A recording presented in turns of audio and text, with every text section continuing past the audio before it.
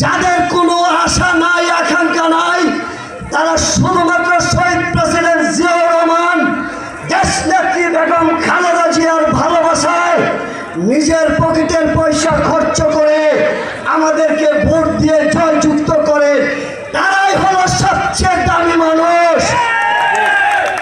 অতএব আমাদের একটা কথা মনে রাখতে হবে,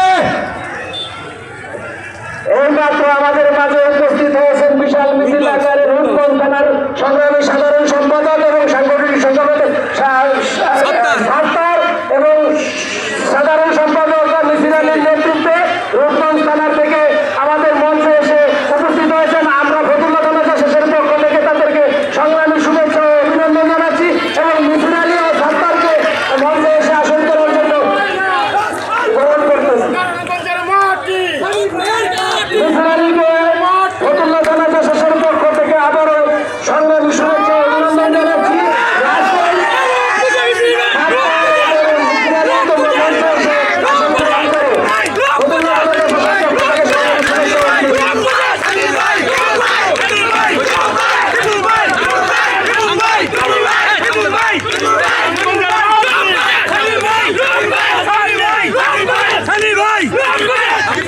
সংগ্রামী সাথী ও বন্ধুগণ, আমাদের এখন সেই কাজটা করতে হবে, সেটা হলো সাধারণ মানুষের পাশে দাঁড়াতে হবে, তাদের মন জয় করতে হবে এবং 12ই ফেব্রুয়ারি যেই নির্বাচন, সেই নির্বাচনে তাদের ভোট আমাদের বাক্সে আনতে হবে। আমাদের ভাইস চেয়ারম্যান তারেক রহমান সাহেব বলেছেন, আগামী নির্বাচন কিন্তু সহজ হবে না, অত্যন্ত কঠিন পথ পাড়ি দিতে হবে।